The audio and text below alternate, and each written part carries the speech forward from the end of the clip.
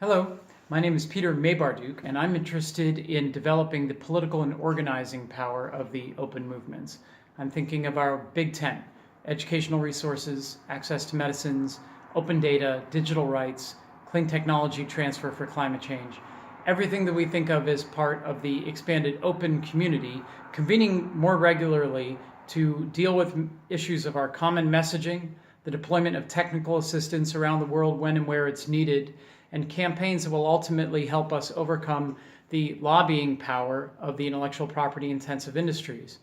If we think back decades in history, we know that Pfizer and Hollywood engaged in much the same project and their long run up to winning the World Trade Organization's TRIPS agreement. They convinced the Reagan administration and the Thatcher administration and other governments around the world of a story of intellectual property, and they enlisted allies like the US Chamber and always backed off from their specific, pharma or movies or whatever interest to talk about this idea that would generate jobs and growth and innovation.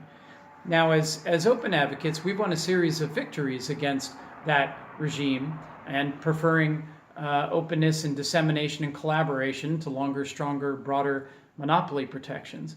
But I think if we think about the times that we've been most effective, it's when we cooperated across sectors. It's when it was the defeat of the Anti-Counterfeiting Trade Agreement or of the Trans-Pacific Partnership.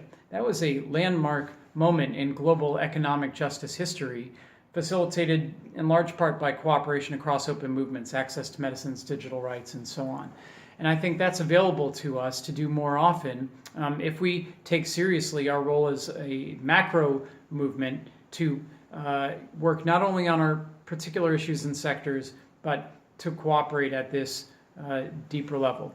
We can imagine, for example, if a small nation like Ecuador is working on a new software policy, and they want to make sure that that software gets to everyone who needs it, and they need new contracts and licenses and providers and best practices and law reform, as well as someone to defend them against the bullying of the United States or others who'd like to interfere with the policy.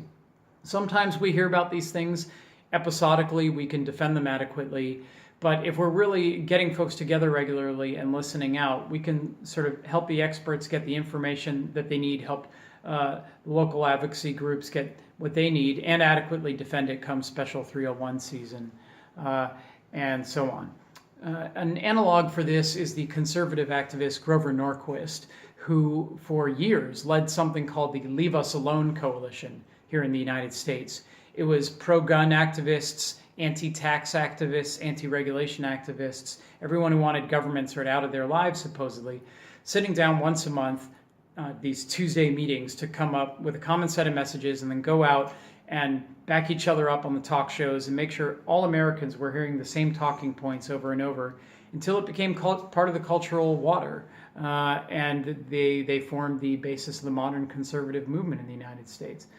We can do something kind of similar from our side. We start with small consultations, talk to leaders of various organizations around the world who are engaged in the open movement, get a sense of what kind of cooperation is already going on, and then double down, do it more frequently, have folks call in, video in, do it every month, do it in a number of cities, and just start regularly coordinating our work that way. And over time, we can get more and more detailed in the deployment of things like technical assistance, who can be available where, how to set up and generate the demand.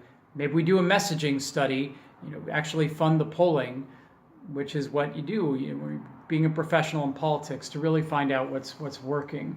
We have a responsibility as a movement to see that we're onto something larger. We've got a big story of openness here. And while we can drive it in our sector-specific ways, we will ultimately do better if we take the giant political project seriously as well and put some energy and time into it. So Shuttleworth is a great organization to help with this. The co-funding will help us bring convenings together and so on, essentially have a serious expansion of the kind of informal connections we've always had. So thanks for listening. I'm excited about this, and thank you for supporting Open.